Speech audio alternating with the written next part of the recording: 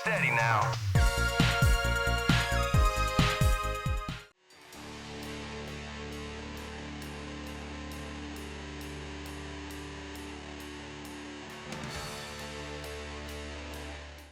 While the Dreamcast was home to a bevy of classics, from racers to beat-em-ups, Sega found themselves short on one genre, despite having the power to run them. Remarkably, first-person shooters would barely break double digits on the system, and with the caveat that some offered both the option of first and third-person perspectives. The inclusion of only one analog stick didn't help, but despite facing these limitations, Secret Level would attempt to bring Unreal Tournament to Dreamcast in 2001. It proves a curious port, seeing the now famous Unreal Engine make its sole appearance on Sega's console. But the good news is that the frenetic combat and fantastic weaponry make it intact despite some compromises, and Dreamcast collectors would do well to try this out.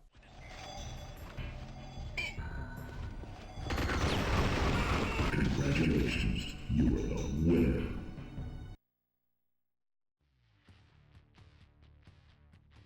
Originally launching in 1999, Unreal Tournament replaced story-driven shooting with deathmatch arena combat from its predecessor.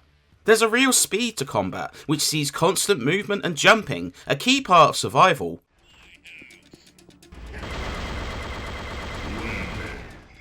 Maps are intelligently designed around this, as ramps and multi-story arenas allow you to gain a lateral advantage. Some even offer gravity boot drops, letting you scale larger structures in thrilling fashion.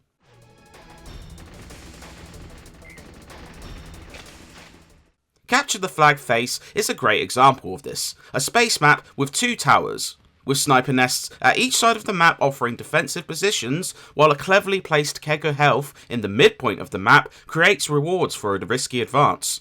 Even decades after launch, there's a fantastic competitive game here.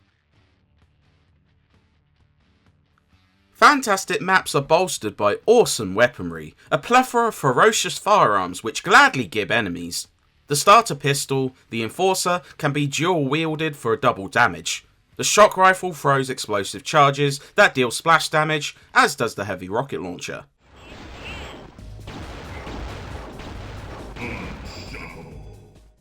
The fast-firing minigun chews for opponents, Ripper fires saw blades which ricochet around the environments, and the Redeemer sends such a huge blast it can often result in your own death unless carefully used. Even if you run out of ammo, the Impact Hammer allows you a deadly melee move, though mats feature such plentiful drops that you can often stock up easily. Special power-ups such as invisibility and double damage also prove worth seeking out. Every weapon manages to feel impactful, and nailing a Viscera-covered kill remains immensely satisfying.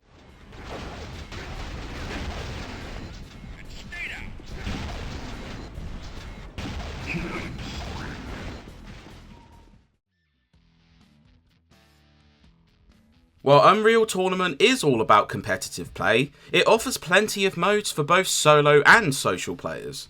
Tournament offers the bulk of the single-player content, a quartet of ladders focusing on each mode, as well as a final series of 1v1 matches. Deathmatch sees you vying for the most kills, Capture the Flag requires defense and offense, while Domination forces you to capture and protect 3 points on a map.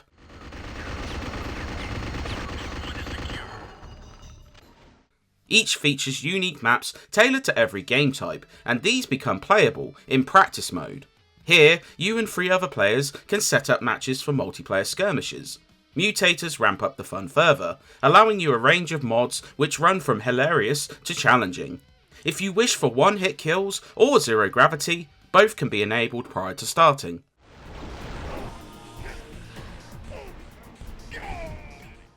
Those without can still enjoy competitive matches thanks to excellent AI and, on the higher settings, a challenge comparable to skilled real players.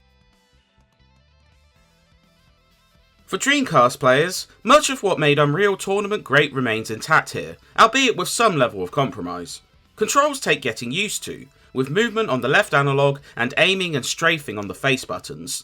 There are multiple settings, however, and those with a mouse and keyboard can opt for that, which is ideal.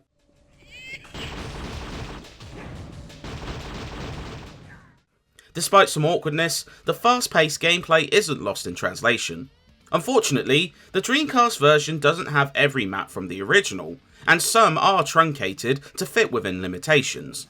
That being said, plenty of the best maps remain in this version and are still a blast to play. Other features have been cut, such as a more robust character customization. Content here does also have some limits, with certain maps allowing less bots and players on the map, which is a shame. And unfortunately for PAL owners, the online portion, a major selling point over the PS2 port in North America, would be cut.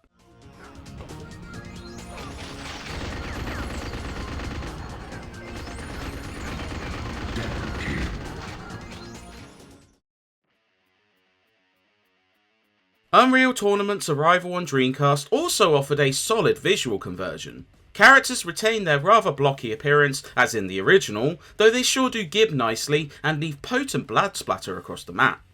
Levels range from claustrophobic tin cans to expansive space levels, and they all look the part. Weapon models are quite excellent, and animations for firing and reloading look top notch.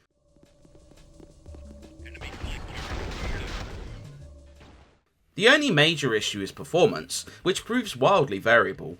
On smaller maps with less opponents, it mostly remains smooth, though can jump from 60 to 30 FPS at times.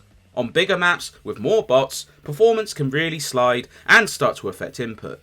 Split screen also suffers noticeable slowdown, which is a shame. The sound remains impressive, with catchy industrial tracks for each stage and explosive weapons fire, which adds impact to combat.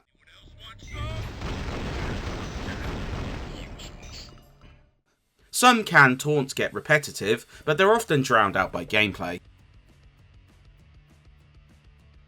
Unreal Tournament would prove one of the most critically acclaimed titles of the late 90s, with its PC release still regarded as a milestone in first-person shooters. UT's arrival on Dreamcast does retain much of what made that game fantastic, albeit with plenty of compromises. On its own terms, Secret Levels port is one of the strongest shooters on a console, relatively short on them. If you can overlook performance issues and a few limitations, there's a ton of fun to be had, whether alone or with other players. For Dreamcast collectors, it's well worth adding to your collection, though for those obsessed with the PC original, it's perhaps less appetizing when compared directly.